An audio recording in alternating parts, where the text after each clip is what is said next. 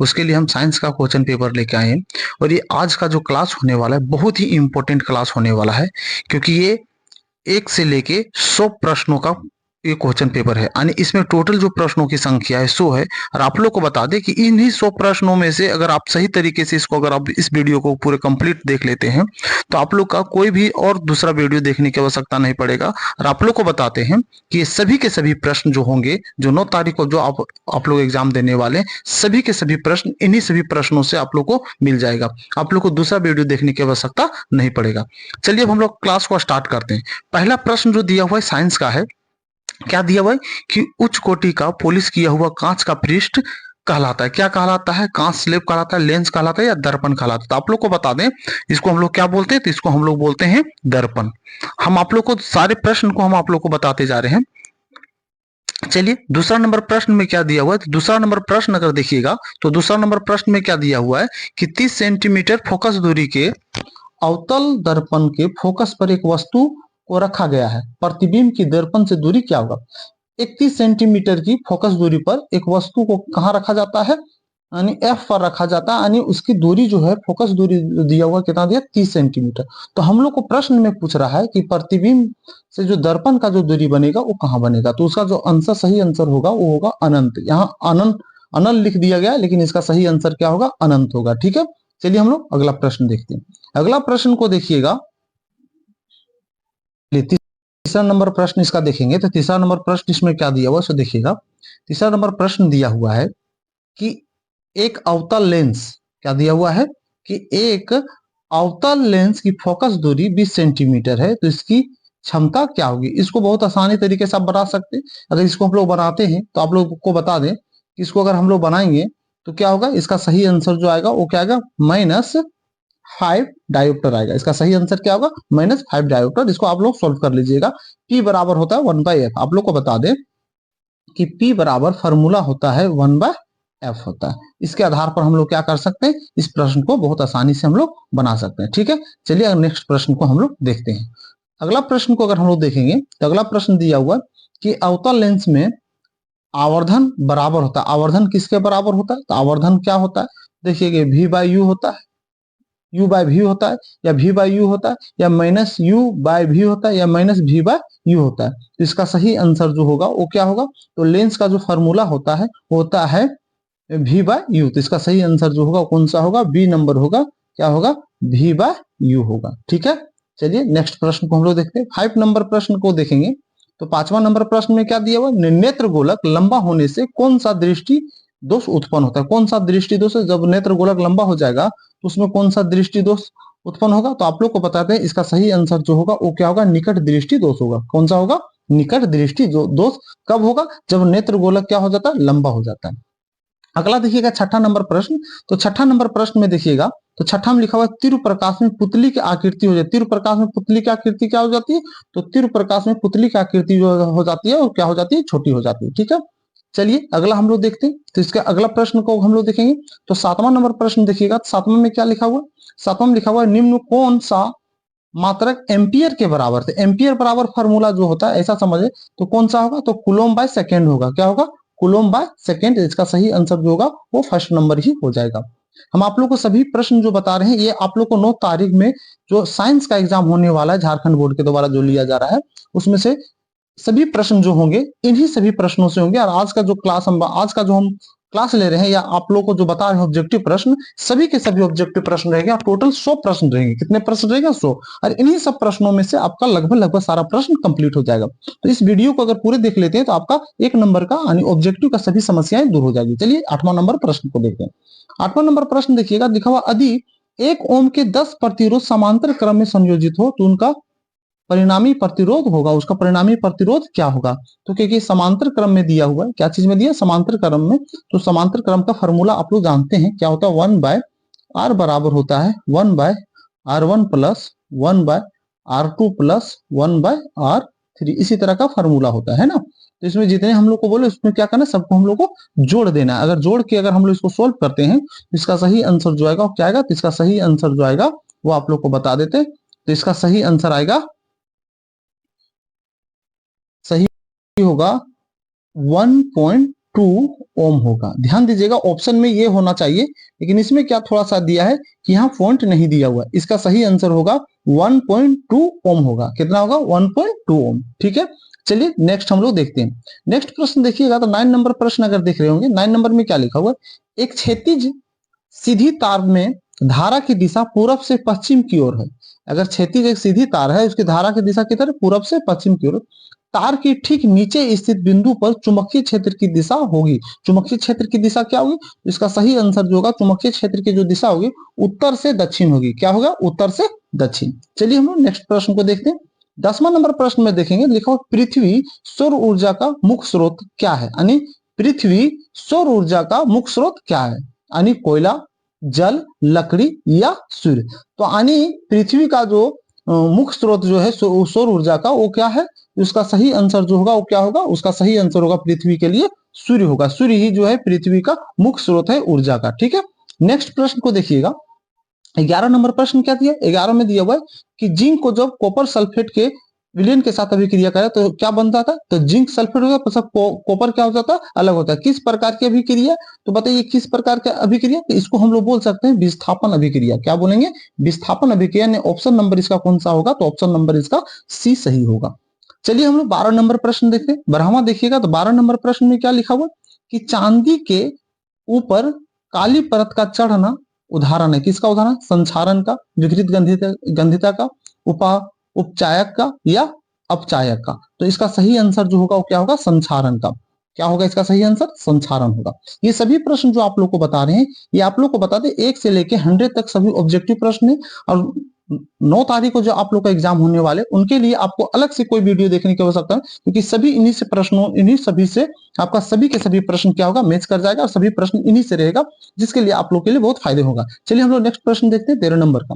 13 में दिया हुआ है कि अम्ल के जलीय विलयन में निम्न में से कौन उत्पन्न होता है? अम्ल के जलीय विलयन निम्न में से कौन उत्पन्न होता है? क्या होता है? OH आयन होता है, H आयन होता है ना, H प्लस दिया हुआ, H3O आयन होता है, इनमें से कोई नहीं होता। तो बताइए इसमें से कौन सा होगा? तो आप लोग को बताते हैं इसमें जो सही आंसर होगा, अम्ल के विलयन से जो आयन उत्पन्न होता है वो हाइड्रोजन आयन उत्पन्न होता है। ऑप्शन नंबर क्या होगा? बी इसका सही होगा। चलिए हम लोग नेक्स्ट प्रश्न को देखते हैं। 14 नंबर प्रश्न देखिए, लिखा विरंजक चूर्ण का रासायनिक सूत्र क्या? तो विरंजक चूर्ण का रासायनिक सूत्र CaOCl2 यानी कैल्शियम ऑक्सीक्लोराइड। इसका सही आंसर क्या होगा? कैल्शियम ऑक्सीक्लोराइड, यानी ऑप्शन नंबर इसका सी सही होगा। ठीक है, अगला हम लोग प्रश्न को देखते हैं। अगला प्रश्न देखिएगा, तो अगला प्रश्न में क्या दिया हुआ? तो अगला प्रश्न अगर आप लोग देख रहे होंगे तो अगला प्रश्न में लिखा निम्न में कौन सी धातु सर्वाधिक तन्य है? इसमें कौन सा ऐसा धातु है जो सर्वाधिक तन्य होगा? सोना, लोहा, तांबा, जस्ता। इसका सही आंसर क्या होगा? सोना होगा। ठीक है, चलिए हम लोग नेक्स्ट प्रश्न को देखते हैं। नेक्स्ट प्रश्न देखिएगा, तो नेक्स्ट प्रश्न में क्या दिया हुआ? तो नेक्स्ट अगर देख रहे होंगे आप लोग, तो नेक्स्ट में दिया हुआ है 16 नंबर, लिखा हुआ है क्या कि धातुओं की क्रियाशीलता का सही क्रम, धातुओं की जो क्रियाशीलता है उसका सही क्रम कौन सा होगा? तो इसका सही क्रम कौन सा होगा? क्रियाशीलता के आधार पर अगर धातु को अगर क्रियाशीलता, तो सबसे अधिक अभिक्रियाशील कौन सा होता है? तो इसमें देखिएगा सबसे अधिक अभिक्रियाशील होता है सोडियम। सोडियम के के बाद क्या होगा? मैग्नीशियम। मैग्नीशियम के बाद क्या है? जिंक। जिंक के बाद क्या है? कॉपर। इसका मतलब बढ़ते क्रम में अगर हम लोगों को पूछा जाए, यानी समान इसको अगर इस क्रियाशीलता का सही क्रम जो होगा वो क्या होना चाहिए? तो इसका सही क्रम जो होना चाहिए वो होना चाहिए डी। क्या होगा? डी। ये है क्या हो गया? ये मेरा हो गया घटते क्रम होगा। सबसे अधिक है सोडियम, उसके बाद है मैग्नीशियम, उसके बाद है जिंक, उसके बाद क्या है? कॉपर दिया हुआ। तो यही सही क्रम दिया हुआ। उसके बाद सभी जो क्रम है वो किसी ना किसी तरह से त्रुटि है, इसलिए इसका सही आंसर जो होगा वो क्या होगा? डी होगा। चलिए हम लोग नेक्स्ट प्रश्न को देखते हैं। 17 नंबर प्रश्न को देखिए, लिखा कार्बन की संयोजकता है। कार्बन की संयोजकता कितनी होती है? कार्बन की संयोजकता कितनी होती है? ये कक्षा 9 में भी आप लोग पढ़े होंगे। कार्बन की संयोजकता होती है 4। कितनी होती है? 4। हम आप लोग को सिर्फ इसका आंसर बताते जा रहे हैं, तो इन प्रश्नों को आप लोग परीक्षा से पहले सभी को देख लीजिएगा। इससे क्या होगा? हम आप लोग को बार बार बता रहे हैं कि 9 तारीख का जो विज्ञान का जो परीक्षा होने वाली है, उसके लिए सभी के सभी इन 100 प्रश्नों को देखने के बाद आपको कोई किसी भी तरह का और दूसरे प्रश्न देखने की आवश्यकता नहीं होगी। लगभग सभी प्रश्न इन्हीं से आप लोग को लगभग आ जाएगा। 18 नंबर प्रश्न देखिएगा, तो लिखा हुआ लंबी श्रृंखला वाले कार्बोक्सिलिक अम्लों के सोडियम को कहते हैं, क्या कहते हैं? तो उसको हम लोग क्या बोलते हैं? एस्टर, साबुन, अपमार्जक या इनमें से कोई नहीं। तो इसको बता दें कि लंबी श्रृंखला वाले कार्बोक्सिलिक अम्लों के सोडियम को हम लोग क्या बोलते हैं? हम लोग उसको बोलते हैं साबुन बोलते हैं। क्या बोलते हैं? साबुन बोलते हैं। चलिए नेक्स्ट प्रश्न को देखते हैं। 13 नंबर प्रश्न अगर देखेंगे, 13 नंबर में क्या है? सिलिकॉन आधुनिक आवर्त सारणी के किस वर्ग का सदस्य थी? कौन सा वर्ग का सदस्य? तो अगर आवर्त सारणी का सही से अगर जानते हैं तो आप लोग बहुत आसानी से बता दीजिएगा कि इसका जो सही आंसर होगा वो कौन सा होगा? 14 नंबर होगा, यानी 14 होगा, यानी ऑप्शन नंबर सी होगा। 20 नंबर प्रश्न देखेंगे। 20 नंबर प्रश्न में लिखा हुआ है कि आधुनिक आवर्त सारणी के आवर्त 2 में कितने तत्व है? आवर्त 2 में कितने तत्व है? तो आवर्त 2 में जो तत्वों की संख्या है वो कुल है 8। तो ऑप्शन नंबर कौन सा होगा? सी होगा, इसका सही आंसर होगा। 20 नंबर आ जाते हैं। तो 20 नंबर प्रश्न में लिखा हुआ है विषम पोषी जीव अपनी उत्तरजीविता के लिए प्रत्यक्ष परोक्ष रूप में, है ना, आश्रित रहते हैं। किस पर आश्रित? शैवालों पर, कवकों पर, मिट्टी पर, हरे स्वपोषी पौधों पर। किस पर आश्रित रहते हैं? तो इसमें हम लोग इसमें लिखेंगे कि विषम पोषी जीव जो होता है हमेशा जो आश्रित होता है वो होता है हरे स्वपोषी पौधों पर होता है, यानी पेड़ पौधों पर आश्रित होते हैं। चलिए ऑप्शन नंबर कौन सा होगा? इसका डी होगा। 22 नंबर प्रश्न देखिए, लिखो पौधों के वायवीय भागों में जल के वाष्पन के रूप में की क्रिया कहलाती, कौन सा क्रिया कहलाती? उत्सर्जन, प्रसरण, विसरण या वाष्पोत्सर्जन, क्या कहलाती है इसमें? तो आप लोग पौधों में वायवीय भागों में जल के वाष्पन को हम लोग क्या बोलते हैं? वाष्पोत्सर्जन बोलते हैं। ऑप्शन नंबर इसका कौन सा होगा? डी होगा। चलिए हम लोग 23 नंबर प्रश्न देखते हैं। 23 नंबर प्रश्न में क्या लिखा? दो तंत्रिका कोशिका के मध्य खाली स्थान को कहते हैं, क्या कहते हैं? खाली स्थान एक्सोन कहते हैं, साइटोन कहते हैं, सिनेप्स कहते हैं या मेडुला कहते हैं। तो इसका सही आंसर जो होगा क्या होगा? क्या होगा? सिनेप्स कहते हैं इसको। ऑप्शन नंबर सी होगा। इसको क्या बोलते हैं हम लोग? सिनेप्स बोलते हैं। ठीक है, चलिए अगला हम लोग देखते हैं 24 नंबर पर। मानव में बुद्धि एवं चतुराई का केंद्र कौन सा है? सेरिचम यानी सेरिब्रम, सेरिबेलम, स्पाइनल कार्ड या हाइपोथैलेमस। तो इसका सही आंसर क्या होगा? तो इसका सही आंसर जो होगा वो होगा सेरिब्रम, यानी ऑप्शन नंबर जो होगा पहला सही होगा। ध्यान दीजिएगा कि ऑप्शन नंबर सही पहला में जो दिया हुआ थोड़ा सा यहाँ मिसप्रिंट हुआ है, इसका क्या होगा? सेरिब्रम होगा। क्या होगा? सेरिब्रम, इसका सही आंसर जो होगा क्या होगा? सेरिब्रम होगा। ठीक है, तो इस बात को ध्यान रखिए, थोड़ा वहां मिसप्रिंट हो गया है। ठीक है, नेक्स्ट प्रश्न को देखते हैं। तो 25 नंबर प्रश्न अगर देखिएगा तो 25 नंबर प्रश्न में क्या लिखा? अंडाणु निषेधित होता है। अंडाणु जो होता है निषेचित होता है या निषेधित होता है किसमें? योनि में, गर्भाशय में, अंडाशय में या फैलोपियन नलिका में। तो आप लोग को पता है ये जो होता है ये होता है किसमें? तो होता है फैलोपियन नलिका में होता है। ठीक है, तो ऑप्शन नंबर जो होगा वो कौन सा होगा? तो ऑप्शन नंबर इसका सही होगा डी। कौन सा होगा? डी। चलिए हम लोग 26 नंबर प्रश्न को देखते हैं। नर युग्मक तथा मादा युग्मक के संयोजन से बनता है, क्या बनता है? युग्मनज, अंडाणु, शुक्राणु या क्या? बीज। तो इसका निर्माण से दोनों का युग्मक से क्या बनता है? युग्मनज बनता है। इसका सही आंसर जो होगा वो कौन सा होगा? पहला होगा। ठीक है, अगला प्रश्न को देखते हैं। 27 नंबर प्रश्न अगर देख रहे होंगे, 27 नंबर प्रश्न में लिखा अवशेषी अंग का उदाहरण। अवशेषी अंग का उदाहरण कौन? कर्ण पलव की पेशियां, पूछ कैसे रुकाएं या निषेचन पटल या इनमें से सभी। तो इसका सही आंसर जो होगा वो क्या होगा? इनमें से सभी होगा। सभी के सभी क्या है?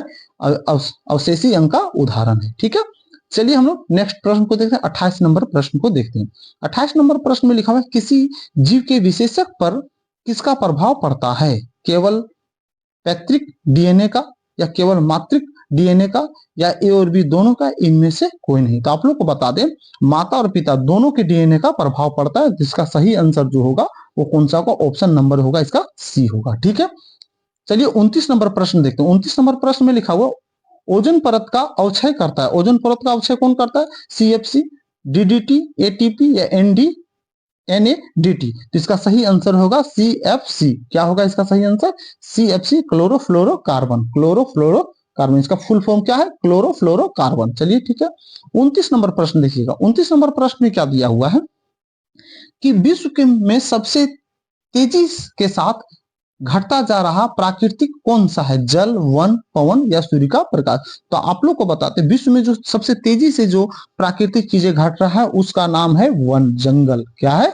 जंगल। ठीक है, तो इस तरह से हम लोग को क्या होता है 1 से लेके 30 तक प्रश्न भी खत्म हो रहा है। हम आप लोग क्या 100 प्रश्नों का ये सभी के ये जो वीडियो है, ये जो हम वीडियो बना कर आप लोग को बता रहे हैं, ये सभी के सभी टोटल कितने प्रश्नों का? 100 प्रश्नों। चलिए अब हम लोग देखते हैं इसके आगे के प्रश्न।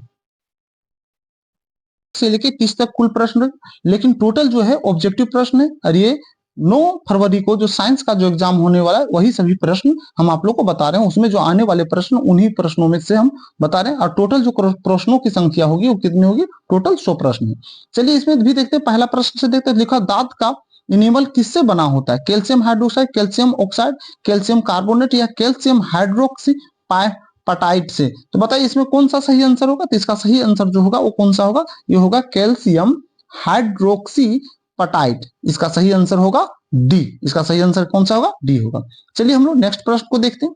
दूसरा नंबर प्रश्न अगर देखिएगा तो दूसरा नंबर प्रश्न देख रहे होंगे, तो लिखा हुआ है 1 विलियन कुचले हुए अंडे के छिलके के साथ अभिक्रिया करके एक गैस बनाता है जो चूने के पानी को क्या करता है, दूधिया कर देता है। इस विलियन में शामिल है क्या है, NaCl, HCl, LiCl या KCl। इसका सही आंसर जो होगा वो कौन सा होगा, बी होगा, HCl, हाइड्रोक्लोरिक अम्ल। क्या होगा, हाइड्रोक्लोरिक अम्ल। चलिए नेक्स्ट प्रश्न को देखते हैं दूसरा। तो दूसरा हो गया, तीसरा देखते हैं। तीसरा में लिखा हुआ है कि एक तत्व ऑक्सीजन के साथ अभिक्रिया करके उच्च गलनांक वाला यौगिक बनाता है। कैसा यौगिक बनाता है, उच्च गलनांक वाला यौगिक बनाता है। ठीक है, यह यौगिक जल में घुलनशील है। यह तत्व क्या होगा, कैल्शियम, सिलिकॉन, कार्बन या लोहा। तो इसका सही आंसर जो होगा क्या होगा, कैल्शियम होगा। इसका सही आंसर क्या होगा, कैल्शियम होगा। ठीक है, चलिए नेक्स्ट प्रश्न को देखते हैं। तो नेक्स्ट प्रश्न देखिएगा, तो लिखा हुआ है मनुष्य मानव पुरुषों में यौन की आयु क्या है, 12 से 14, 14 से 16, 8 से 10, 11 से 12। तो इसका सही आंसर जो होगा वो आप लोग को बताते हैं, 12 से क्या होगा, 14 होगा। हम आप लोग को थोड़ा इसमें और जानकारी दे दें कि पुरुषों में यौनारंभ आमतौर पर 12 से 14 साल की जो आयु होता है उसके बीच शुरू होती है। हालांकि व्यक्तिगत रूप से ऐसा भी बोल सकते हैं कि बहुत सारे लोगों का जो मानना है वो भिन्न भिन्न भी हो सकता है, बहुत सारे लोगों का भिन्न भिन्न हो सकता है, लेकिन एक एवरेज, एक ऐसा माना गया, मापदंड माना गया कि 12 से 14 साल जो होता है मानव पुरुषों में यौवन की आयु होती है। ठीक है, चलिए नेक्स्ट प्रश्न को हम लोग देखते हैं। नेक्स्ट प्रश्न देखिएगा, तो 5वां नंबर प्रश्न दिख रहे होंगे, लिखा हुआ है जब हाइड्रोजन सल्फाइड गैस को कॉपर सल्फेट के नीले घोल से गुजारा जाता है तो अवक्षेप का रंग क्या होता है, अवक्षेप का जो रंग होता है वो कैसा होता है। तो आप लोग को बता दें, अवक्षेप का रंग काला होता है, नीला होता है, लाल होता है या पीला होता है। तो आप लोग को बता दें इसका जो रंग जो होता है वो कैसा होता है, नीला होता है। कैसा होता है, नीला। इस बात को ध्यान में रखिएगा। चलिए नेक्स्ट प्रश्न को देखते हैं। छठा नंबर प्रश्न देखिए। छठा नंबर में लिखा निम्नलिखित में कौन सा भौतिक परिवर्तन नहीं है। इसमें जो है भौतिक परिवर्तन कौन सा नहीं, आशुद्ध जल का उबलना, चीनी का करमेलाइजेशन या पानी में नमक का विघटन, या इनमें से कोई नहीं। ऑप्शन नंबर देखिएगा, तो चीनी का करमेलाइजेशन ये जो होगा इसका सही आंसर होगा। ऑप्शन नंबर कौन सा होगा, बी सही होगा।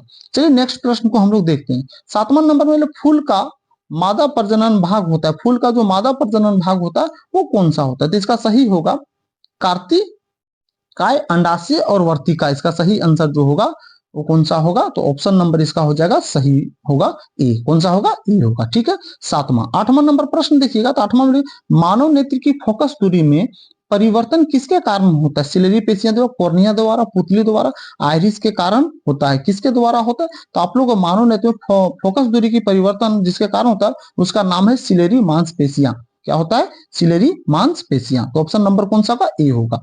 अगला प्रश्न को देखेंगे, तो देखिएगा आकाश का नीला रंग किसके कारण होता है, प्रकाश का अपवर्तन, प्रकाश का फैलाव, प्रकाश का विवर्तन या तो प्रकाश का प्रकीर्णन। तो इसका सही आंसर जो होगा वो क्या होगा, प्रकाश का फैलाव। इसका सही आंसर जो होगा क्या होगा, प्रकाश के फैलाव के कारण से ही आकाश का रंग नीला होता है। ठीक है, अगला देखेंगे 10वां नंबर। तो 10 नंबर का देखिएगा प्रश्न। तो 10वां नंबर में क्या है, लेंस की शक्ति -4 डायोप्टर होती है। लेंस की प्रकृति क्या है, लेंस की प्रकृति कैसा होगा, उत्तल, समतल, उसके बाद लिखा हुआ है प्लानो, उत्तल या अवतल। तो इसका सही आंसर जो होगा, अवतल जो दिया हुआ है, तो इसका सही आंसर जो होगा क्या होगा, पहला होगा उत्तल लेंस होगा। कैसा लेंस होगा, उत्तल लेंस होगा। चलिए हम लोग 11 नंबर प्रश्न को देखते हैं। 11 नंबर प्रश्न देखिएगा, तो 11 नंबर प्रश्न में क्या लिखा, मटर में एक शुद्ध लंबे पौधे टीटी के एक शुद्ध छोटे पौधे छोटा टीटी के साथ संकरित किया जाता है।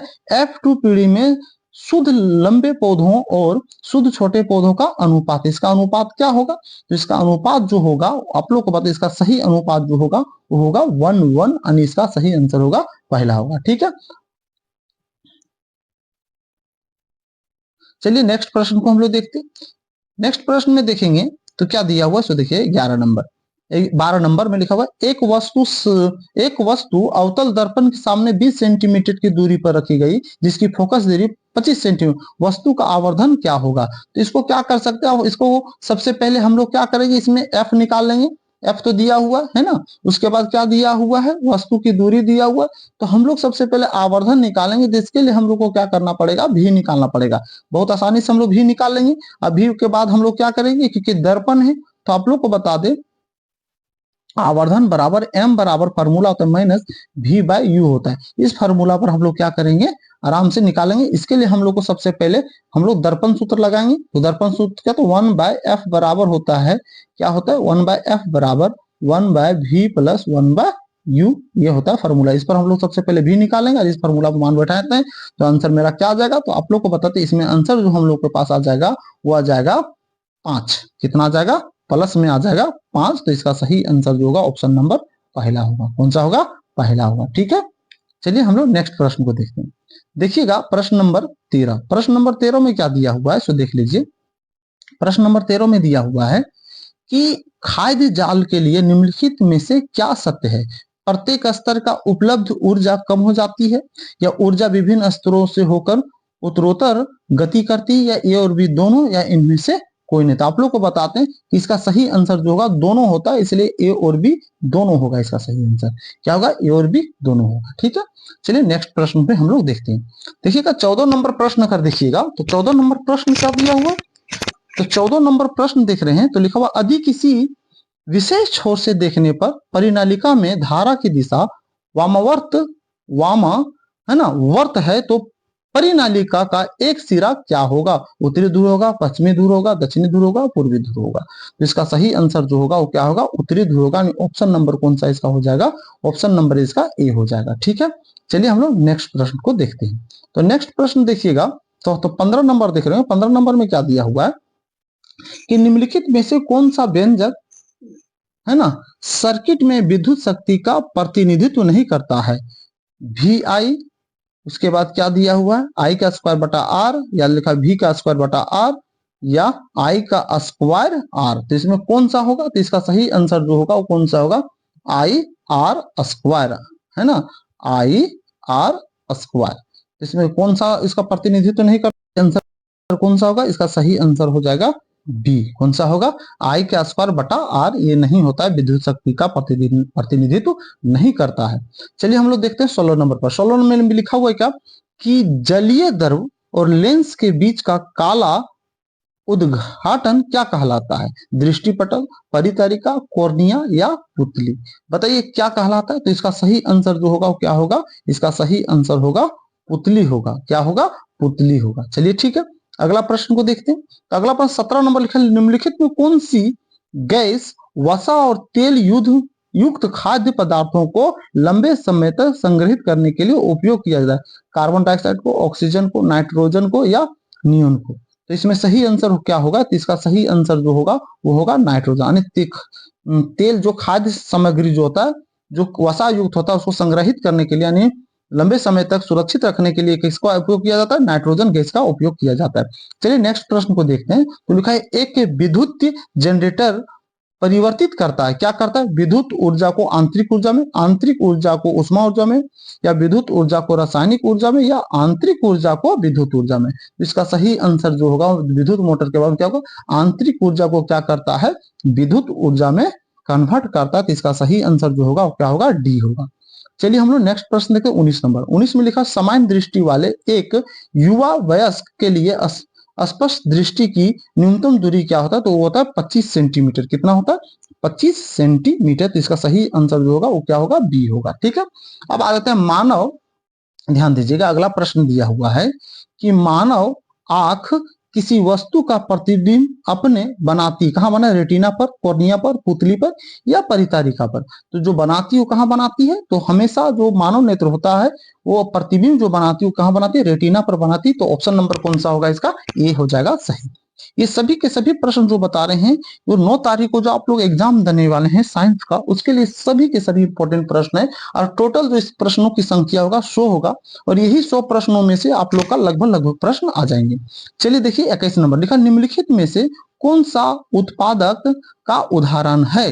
घास, सूर्य की ओस वाला पौधा, या गाय, या तो हम लोग को क्या दिया हुआ है, जीवाणु। इसका सही आंसर जो होगा वो क्या होगा, तो निम्नलिखित में कौन सा उत्पादक, यानी इसमें क्या बोला है, उत्पादक का उदाहरण, उत्पादक का घास है या सूर्य के ओस वाला पौधा। तो इसका सही आंसर जो होगा वो क्या होगा कि सूर्य के ओस वाला पौधा। क्या होगा, सूर्य के ओस वाला पौधा। ठीक है, ऐसा इसलिए कि बता दें कि सूर्य के प्रकाश वाला जो पौधा होता है वो हरे पौधे थे, और उत्पादक का उदाहरण है क्योंकि वे प्रकाश संश्लेषण द्वारा अपना भोजन स्वयं बनाते हैं। ये जो है अपना भोजन क्या करते हैं, स्वयं बनाते हैं। ठीक है, चलिए हम लोग देखते हैं 22 नंबर प्रश्न देखते हैं। लिखा हुआ पौधे से परिपक्व पत्तियां और फलों का गिरना किसके कारण होता है, ऑक्सिन के कारण, साइटोकाइनिन के कारण, लिखा हुआ है एब्सिसिक अम्ल के कारण, या जिब्रेलिन के कारण। तो इसका सही आंसर जो होगा वो क्या होगा, तो इसमें जो सही आंसर होगा वो आप लोग को, तो इसका सही आंसर होगा कौन सा होगा, सी होगा, एब्सिसिक अम्ल के कारण। कौन सा होगा, एब्सिसिक अम्ल के कारण, और ऑप्शन नंबर इसका सही होगा। चलिए हम लोग देखते हैं 23 नंबर प्रश्न देखते हैं। 23 नंबर प्रश्न देखिएगा, तो 23 नंबर प्रश्न में क्या दिया हुआ, तो 23 नंबर प्रश्न में दिया हुआ है कि शरीर का वह भाग जो तंत्रिका तंत्र से भेजे गए निर्देशों पर प्रतिक्रिया करता है उसे कहते हैं, उसे क्या कहते हैं, प्रभावक कहते हैं, तंत्रिकाएं कहते हैं, मांसपेशियां कहते हैं, या ग्राही कहते हैं। तो इसको हम लोग क्या बोलते हैं, इसको हम लोग बोलते हैं प्रभावक बोलते हैं। ऑप्शन नंबर इसका क्या होगा, ये होगा, सही होगा। ठीक है, अगला अगला प्रश्न को देखिएगा, तो अगला प्रश्न में क्या लिखा, कौन से रेफ्रिजरेटर ओजोन परत के क्षरण के लिए जिम्मेदार है, एफसीसी, सीएफसी, या सीसीएफ, या ऑप्शन नंबर एफसीएफ। इसका बताइए सही आंसर क्या होगा, तो इसका सही आंसर होगा सीएफसी यानी क्लोरोफ्लोरोकार्बन, यानी ऑप्शन नंबर जो होगा वो कौन सा होगा, बी सही होगा। चलिए हम लोग देखते हैं इसका 25 नंबर प्रश्न। देखा, निम्नलिखित में से कौन जल के साथ अधिक अभिक्रियाशील है, सोडियम, मैग्नीशियम, एल्युमिनियम, या लोहा। तो बताइए इसमें कौन सा होगा, तो जल के साथ जो अधिक अभिक्रियाशील है उसका नाम है सोडियम। ऑप्शन नंबर जो होगा ए होगा। ठीक है, अगला प्रश्न को हम लोग देखते हैं। अगला प्रश्न 26 में देखिएगा, तो यौगिक क्या दिया हुआ है, तो यौगिक इसमें दिया हुआ है CH3 है ना, CH2CHO का नाम क्या है, एथनॉल है, एथेनॉल है, प्रोपेनॉल है, या प्रोपेनल है। तो कार्बन इसमें किए गए, तो गिनिएगा तो कार्बन इसमें तीन है, तीन कार्बन को क्या बोलते हैं, तीन कार्बन को हम लोग बोलते हैं प्रोप, क्योंकि इसमें एल्डिहाइडी ग्रुप जुड़ा हुआ है इसलिए क्या हो जाएगा, नल होगा, तो हो जाएगा प्रोपेनल। यानी ऑप्शन नंबर इसका जो होगा वो कौन सा का, इसका ऑप्शन नंबर जो होगा डी होगा। कौन सा होगा, डी होगा। ठीक है, अगला प्रश्न देखिए 27 नंबर। 27 नंबर में लिखा हुआ है कि इसमें एक अभिक्रिया दिया हुआ है ना, एक अभिक्रिया है जिसमें क्या है C6H12O6 जब ऑक्सीजन के साथ अभिक्रिया कर रहा है ना, तो क्या इसमें कार्बन डाइऑक्साइड और जल का निर्माण और साथ में ऊर्जा क्या हो इसमें बन रहा है, यानी मुक्त हो रहा है। तो इसमें कौन सा अभिक्रिया होगा, एक ऐसा अपघटन अभिक्रिया, उष्माक्षेपीय अभिक्रिया, उष्माशोषी अभिक्रिया, और विस्थापन अभिक्रिया। तो हम आप लोग को बता दें इस तरह की अभिक्रिया को हम लोग क्या बोलते हैं, उष्माक्षेपी अभिक्रिया बोलते हैं। क्या बोलते हैं, उष्माक्षेपी अभिक्रिया। यानी ऑप्शन नंबर इसका जो होगा वो बी होगा। देख लेते हैं, तो अगला प्रश्न कर देखिएगा 28 नंबर। तो 28 नंबर, एक न्यूरॉन के भीतर सूचनाएं कैसे प्रभावित होती है, इसका सही आंसर जो होगा आप लोग को बताते हैं, ऑप्शन नंबर होगा ए, क्या होगा, डेंड्राइट होगा, कोशिका शरीर होगा, अक्षतंतु होगा, तंत्रिका अंत होगा। ठीक है, तो ये इसका सही आंसर होगा। अगला प्रश्न देखिएगा 29 नंबर। तो 29 नंबर में 3R में जो दीर्घकालिक उपयोग के लिए प्रकृति संसाधनों का संरक्षण में मदद करेगी वो क्या होगा, इसका सही आंसर होगा कम करना, पुनर्चक्रण करना, या पुनः उपयोग करना। यानी हम लोग सबसे पहले उसको कम करेंगे, उसके बाद फिर पुनः चक्रण करेंगे, उसके बाद क्या करना है हम लोग दोबारा उसका उपयोग करेंगे। तो ऑप्शन नंबर इसका घ सही होगा। 30 नंबर प्रश्न देखिएगा, तो 30 नंबर प्रश्न में क्या लिखा हुआ है, तो देख लीजिए। 30 नंबर प्रश्न में लिखा हुआ कि रंध्र छिद्र का खुलना और बंद होना इस पर निर्भर करता है, किस पर निर्भर करता है, ऑक्सीजन पर, तापमान पर, द्वार कोशिकाओं में जल पर, या CO2 के सांद्रता पर निर्भर करता है। ही आंसर जो होगा वो है ऑप्शन नंबर सी, द्वार कोशिकाओं में जल पर निर्भर करता है। चलिए अब हम लोग देखते हैं इसके आगे के प्रश्नों को देखते हैं। 100 नंबर के यानी 100 प्रश्नों की कड़ी में अब हम लोग फिर नेक्स्ट हम लोग देखते हैं। तो 3 पार्ट में, पहला पार्ट, दूसरा पार्ट, हम ये तीसरा पार्ट बता रहे हैं। तो ये हम लोग 100 प्रश्नों की कड़ी में से फिर से हम लोग क्या कर रहे हैं, ये 1 नंबर से ये प्रश्न शुरू होता है। तो पहला प्रश्न जो दिया हुआ वो क्या दिया हुआ है, किसी दर्पण में वास्तविक फोकस होता है, वास्तविक फोकस होता है क्या, अवतल उत्तल, समतल या इनमें से कोई नहीं। तो किसी दर्पण में जो वास्तविक फोकस होता है वो किस में होता है? तो इसका सही आंसर जो होगा क्या होगा? अवतल होगा, ऑप्शन नंबर 1 होगा। ठीक है, हम आप लोग को बता दें कि ये सभी प्रश्न जो हम बता रहे हैं ये 9 तारीख में जो एग्जाम होने वाली है साइंस का, उसके लिए बहुत ही इंपॉर्टेंट प्रश्न है। ये 100 प्रश्नों को अगर आप कंप्लीट कर लेते हैं, इस वीडियो को पूरे तरीके से अच्छे से देख लेते हैं, तो आप लोग को दूसरे प्रश्नों की तैयारी करने की आवश्यकता नहीं पड़ेगी, क्योंकि लगभग लगभग इन्हीं से सभी प्रश्न आप लोग का आ जाएगा। चलिए हम लोग देखते हैं दूसरा नंबर प्रश्न। दूसरा नंबर प्रश्न जो दिया हुआ, दूसरा नंबर प्रश्न में क्या दिया हुआ सो देखिएगा। मोटर वाहन के सामने कौन सा दर्पण लगा होता है? मोटर वाहन के सामने कौन सा दर्पण लगा रहता है? सही आंसर जो होगा वो होगा उत्तल। क्या होगा? उत्तल दर्पण। चलिए हम लोग नेक्स्ट प्रश्न को देखते हैं। तो इसमें नेक्स्ट प्रश्न को देखेंगे तो नेक्स्ट प्रश्न इसमें क्या होगा सो देख लीजिए। चलिए अब हम लोग इसका तीसरा प्रश्न देखते हैं। तीसरा प्रश्न में लिखा यदि एक लेंस की क्षमता -2 डायोप्टर है, इसकी फोकस दूरी क्या होगी? तो आप लोग बता देते हैं कि अगर इसको आप सोल्व करके देखते हैं P बराबर 1/f पर, तो इसका सही आंसर जो होगा क्या होगा? वो होगा -50 सेंटीमीटर। इसका सही आंसर क्या आएगा? -50 सेंटीमीटर। चलिए नेक्स्ट प्रश्न को देखते हैं। तो इसका नेक्स्ट प्रश्न को अगर हम लोग देखते हैं तो क्या दिया हुआ है? चौथा नंबर के निम्न में से किस माध्यम का अपवर्तनांक अधिक होता है? सबसे अधिक अपवर्तनांक किसका होता है? तो हम लोग जानते हैं कि सबसे अधिक अपवर्तनांक जो होता है वो हीरा का होता है। किसका होता है? हीरा का। तो ऑप्शन नंबर जो होगा वो 4 होगा, इसका सही होगा। ठीक है, आप लोग को बता दें कि सभी प्रश्न जो बता रहे हैं ये सभी के सभी प्रश्न जो है आप लोग का 9 तारीख का जो बोर्ड परीक्षा होने वाली है साइंस का, उसके लिए बहुत ही उपयोगी प्रश्न है। लगभग लगभग प्रश्न इनसे मैच करने लगेगी, इसलिए इन सभी प्रश्नों को कम से कम 1 से 2 बार अगर इस वीडियो को पूरा कंप्लीट देख लेते हैं तो आपका 1 नंबर का यानी ऑब्जेक्टिव प्रश्नों की समस्या खत्म हो जाएगी। चलिए 5वां नंबर प्रश्न देखते हैं। 5वां नंबर प्रश्न में लिखा हुआ है कि प्रिज्म द्वारा प्रकाश की कौन सा परिघटना घटती है? परावर्तन का, अपवर्तन का, वर्ण विक्षेपन का, इनमें से कोई नहीं। तो इसमें जो घटना घटता है वो घटता है वर्ण विक्षेपन का। क्या घटता है? वर्ण विक्षेपन का प्रिज्म में घटता है। इसीलिए उसमें क्या होता है? 7 रंगों में क्या होता है? प्रकाश विभक्त हो जाती है ना, बढ़ जाती है। 6ठा नंबर प्रश्न लिखा जरा दृष्टि दोष किस प्रकार के लेंस द्वारा दूर किया जा सकता है? अवतल लेंस द्वारा, उत्तल लेंस के द्वारा या द्विफोकल लेंस के द्वारा? तो इसका सही आंसर जो होगा वो क्या होगा? द्विफोकल लेंस होगा। ऑप्शन नंबर कौन सा होगा? 3 होगा, इसका सही होगा। चलिए अब हम लोग नेक्स्ट देखते हैं। तो अगला प्रश्न देखते हैं। तो 7वां नंबर प्रश्न में लिखा हुआ है खतरे का निशान किस रंग का बना होता है? बहुत ही आसान प्रश्न है। लाल रंग का बना होता है, हम लोग सभी को जानते हैं ना। इस तरह का प्रश्न को आ जाएगा, बहुत आसानी से बना लीजिएगा। विभवांतर का एसआई मात्रक क्या होता है? वोल्ट है ना, ओम, कुलोम या एम्पियर? तो इसका सही आंसर जो होगा वो क्या होता है? वोल्ट होता है। ऑप्शन नंबर इसका पहला होगा। 8वां हो गया कंप्लीट। 9वां देखते हैं। तो 9वां में लिखा विद्युत परिपथ में धारा की माप के लिए किसका उपयोग किया जाता है? धारा को मापने के लिए हम लोग किसका उपयोग करते हैं?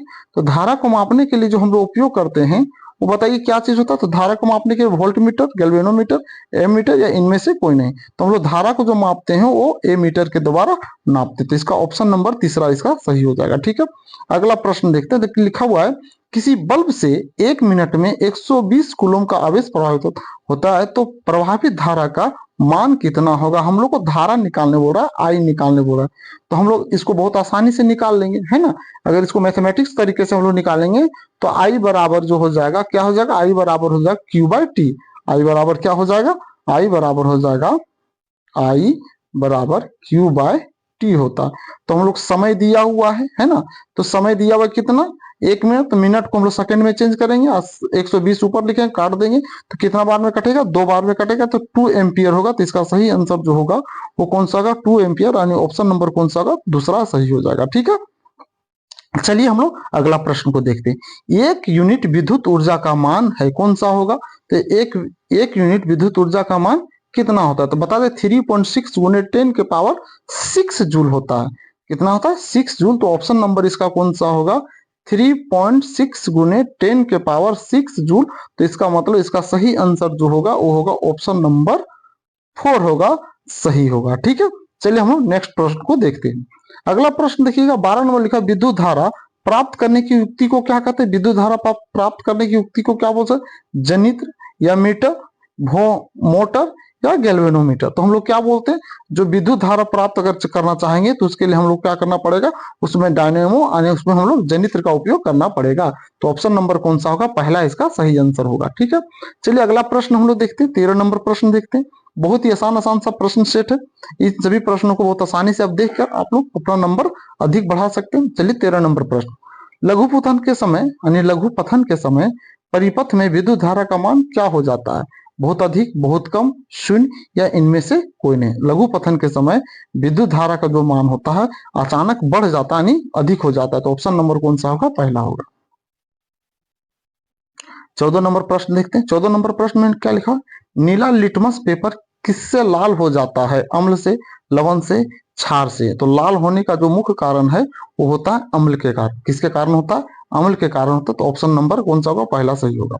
चलिए हम लोग देखते हैं 15 नंबर, लिखा निम्न कौन क्षार है। तो क्षार का पहचान करने का तरीका क्या है कि जिसमें OH लगा होता है, जिसमें OH समूह जुड़ा रहता है वो क्षार का पहचान। तो इसका सही आंसर जो होगा कौन सा होगा, ऑप्शन नंबर चौथा इसका सही हो जाएगा, यानी सोडियम हाइड्रोक्साइड। चलिए अगला प्रश्न देखते हैं। देखा जिप्सम का रासायनिक सूत्र है, जिप्सम का रासायनिक सूत्र क्या होता है, तो जिप्सम का रासायनिक सूत्र CaSO4 2H2O यानी 2H2O। तो इसका ऑप्शन इसमें कौन सा है, तो इसका सही आंसर जो होगा कौन सा होगा, दूसरा होगा। जिप्सम का यही रासायनिक सूत्र होता है। अगला प्रश्न को देखते हैं। 17 नंबर प्रश्न में लिखा हुआ समीकरण CaCO3 उष्मा की उपस्थिति में CaO प्लस CO2 में किस प्रकार की अभिक्रिया, संयोजन अभिक्रिया, वियोजन अभिक्रिया, विस्थापन अभिक्रिया या इनमें से कोई नहीं। तो इसका सही आंसर जो होगा वो क्या होगा, ये होगा वियोजन अभिक्रिया। एकल अभिकारक टूटकर दो या दो से अधिक उत्पाद का निर्माण करता है, तो ऐसे अभिक्रिया को हम लोग क्या बोलते हैं, वियोजन अभिक्रिया बोलते हैं। ठीक है, अगला प्रश्न, अगला अगर देखेंगे हम लोग तो अगला में क्या दिया हुआ है सो देखिए। चलिए अगला में हम लोग देखते हैं, तो अगला में क्या दिया हुआ है सो देखिएगा। 18 नंबर प्रश्न में क्या लिखा हुआ है, 18 में दिया हुआ है कि जल के विद्युत अपघटन में कैथोड पर कौन सी गैस मुक्त होती है। कैथोड पर जो गैस मुक्त होती है कौन सा होती है, तो कैथोड पर जो गैस उत्पन्न होती है वो होती है ऑक्सीजन। सही आंसर जो होगा कौन सा होगा, ऑक्सीजन होगा। ठीक है, 19 नंबर प्रश्न दिया हो, 19 नंबर प्रश्न लिखा हुआ है उपचयन और अपचयन अभिक्रिया का दूसरा नाम क्या है। तो उपचयन और अपचयन जो जिसमें दोनों अभिक्रिया होती है एक साथ होती है, ऐसे अभिक्रिया को हम लोग बोलते हैं रेडॉक्स अभिक्रिया। क्या बोलते हैं, रेडॉक्स अभिक्रिया। चलिए नेक्स्ट प्रश्न देखते हैं 20 नंबर। 20 नंबर में लिखा निम्न विद्युत का सर्वोत्तम चालक क्या है। इसमें सर्वोत्तम जो चालक है कौन सा होगा, कॉपर, आयरन, एल्युमिनियम या जिंक। तो इसका सही आंसर जो होगा वो क्या होगा, तो इसका सही आंसर जो है वो होगा कॉपर। आंसर क्या होगा, तो इसका सही आंसर होगा कॉपर होगा, ऑप्शन नंबर पहला। अगला प्रश्न को देखेंगे तो अगला प्रश्न में क्या दिया हुआ है, तो अगला प्रश्न देख रहे होंगे तो लिखा हुआ है गंधक एक धातु है, अधातु है ना, या मिश्रण है या उपधातु। तो गंधक जो है एक तरह का अधातु। गंधक किसको बोलते हैं, यानी सल्फर को हम लोग बोलते हैं। किसको बोलते हैं, सल्फर को। तो क्या सल्फर क्या होता है, एक अधातु होता है। चलिए हम लोग नेक्स्ट प्रश्न को देखते हैं 22 नंबर। सीसा और टीन की मिश्र धातु को क्या कहते हैं। सीसा और टीन की जो मिश्र धातु होती है उसको हम लोग क्या बोलते हैं, तो सीसा और टीन की मिश्र धातु को हम लोग क्या बोलते हैं, तो उसको बोलते हैं सोल्डर। क्या बोलते हैं हम लोग, उसको सोल्डर बोला जाता है। ठीक है, चलिए हम लोग अगला प्रश्न को देखते हैं 23 नंबर। 23 नंबर प्रश्न देखिएगा, तो 23 नंबर प्रश्न में क्या दिया हुआ सो देखिएगा। 23 नंबर प्रश्न में दिया हुआ है एक सूत्र दिया हुआ है। क्या दिया हुआ, CnH2n+2 किसका सामान्य सूत्र है। तो ये किसका सामान्य सूत्र है, तो ये है एल्केन का सामान्य सूत्र है। किसका सूत्र है, एल्केन का सामान्य सूत्र है। ये बहुत आसानी से आप लोग इसको जानते होंगे और इसको इस तरह का प्रश्न आता है तो आप लोग बहुत आसानी से क्या कीजिएगा, बना सकते हैं। एल्डिहाइड का प्रक्रियात्मक समूह, एल्डिहाइड का प्रक्रियात्मक समूह कौन सा, इसका सही आंसर होगा CHO, ऑप्शन नंबर कौन सा होगा, दूसरा इसका सही होगा। चलिए हम लोग 24 नंबर प्रश्न देखते हैं और 25 नंबर है एथेनॉल सोडियम से अभिक्रिया कर कौन सा गैस बनाता है। अगर हम लोग सोडियम से, अगर एथेनॉल सोडियम से अभिक्रिया करेगा तो कौन सा गैस बनाएगा, कौन सा गैस, हाइड्रोजन, ऑक्सीजन, नाइट्रोजन या कार्बन डाइऑक्साइड। इसका सही आंसर जो होगा क्या होगा, हाइड्रोजन गैस का निर्माण करेगा। कौन सा गैस का निर्माण करेगा, हाइड्रोजन गैस का निर्माण करेगा। चलिए अब हम लोग अगला प्रश्न देखते हैं। 26 नंबर लिखा हुआ है कि आधुनिक आवर्त सारणी में आवर्तों की संख्या कितनी है, 7, 8, 9 या 10। इसका सही आंसर जो होगा वो कौन सा होगा, 7 होगा। सही आंसर कौन सा होगा, 7 होगा। ठीक है, चलिए हम लोग नेक्स्ट प्रश्न को देखते हैं। नेक्स्ट प्रश्न को देखेंगे तो 27 नंबर में लिखा स्वपोषी पोषण के लिए आवश्यक है। स्वपोषी पोषण के लिए आवश्यक क्या है, CO2 तथा जल, क्लोरोफिल, सूर्य का प्रकाश या इनमें से सभी। तो आप लोग को बता दें, इनमें से सभी पेड़ पौधों के लिए जो आवश्यकता है इनमें से सभी होगा, यानी ऑप्शन नंबर चौथा इसका सही होगा। चलिए हम लोग नेक्स्ट प्रश्न को देखते हैं। 28 नंबर प्रश्न देखिए, लिखा हुआ जठर ग्रंथियां पाई जाती है। जठर ग्रंथियां जो पाई जाती है वो कहाँ पाई जाती है, किस में पाई जाती है, अमाशय में, फेफड़े में, आकृत में या ग्रहणी में। तो इसका सही आंसर हो जो होगा वो होगा अमाशय में। किस में पाई जाती है जठर ग्रंथियां, अमाशय में पाई जाती है। चलिए हम लोग अगला प्रश्न को देखते हैं। पित्त रस का स्राव होता है। पित्त रस का स्राव कहाँ, अग्नाशय द्वारा, छोटी आंत द्वारा, ग्रहणी द्वारा या आकृत द्वारा। तो बताइए इसका सही आंसर जो होगा, पित्त रस का जो स्राव होता है वो आकृत के द्वारा आता है, ऑप्शन नंबर जो होगा वो कौन सा होगा, चौथा इसका सही होगा। अगला प्रश्न को देखते हैं 29 नंबर। तो 29 नंबर में 30 नंबर लिखा, सबसे छोटी अंतःस्रावी ग्रंथि कौन सा है। सबसे छोटी अंतःस्रावी जो ग्रंथि है वो कौन सा है, तो बताइए इसमें कौन सा होगा, पीयूष ग्रंथि है ना, एड्रिनल, पिट्यूटरी, मेंडुला या थॉराइड। इसका सही आंसर जो होगा वो कौन सा होगा, ये हम लोग को आंसर जो होगा कौन सा होगा, पिट्यूटरी ग्रंथि होगा। इसी को हम लोग क्या बोलते हैं, पीयूष ग्रंथि भी बोला जाता है। तो इसका सही आंसर जो होगा ऑप्शन नंबर दूसरा होगा, है ना। चलिए 31 नंबर प्रश्न देखिएगा। तो 31 नंबर प्रश्न में लिखा हुआ है, घेंघा रोग पनपता है किसके कारण, चीनी की कमी से, मोटापा से, रक्त की कमी से या आयोडीन की कमी से। तो घेंघा रोग जो होने का मुख्य कारण जो होता है वो होता है आयोडीन की कमी से। तो इसका सही आंसर जो होगा कौन सा होगा, चौथा नंबर होगा। चलिए हम लोग नेक्स्ट प्रश्न को देखते हैं, 32 नंबर प्रश्न को देखते हैं। तो 32 नंबर प्रश्न में लिखा है, परागकोश में क्या पाए जाते हैं, दलपुंज, अंडाशय, परागकण या अस्त्री केसर। इसका सही आंसर जो होगा वो परागकोश में परागकण पाए जाते हैं, यानी ऑप्शन नंबर जो होगा इसका तीसरा सही होगा। अगला प्रश्न देख लेते हैं। तो आगे देखते हैं, मानव में निषेचन की क्रिया कहाँ होती है, गर्भाशय में, योनि में, अंडाशय में या तो इसका फैलोपियन नलिका में। तो इसका सही आंसर जो होगा कहाँ होगा, फैलोपियन नलिका में होगा। ऑप्शन नंबर जो इसका होगा वो कौन सा होगा, चौथा नंबर सही होगा 33 नंबर का। ठीक है, अगला प्रश्न हम लोग देखते हैं। तो अगला में लिखा, किसी जीव की जीनी संरचना कहलाती है, फेनोटाइप, जीनोटाइप, आनुवंशिकता, विभिन्नता। तो इसका सही आंसर जो होगा क्या होगा, जीनोटाइप होगा। इसका सही आंसर क्या होगा, जीनोटाइप, ऑप्शन नंबर दूसरा होगा।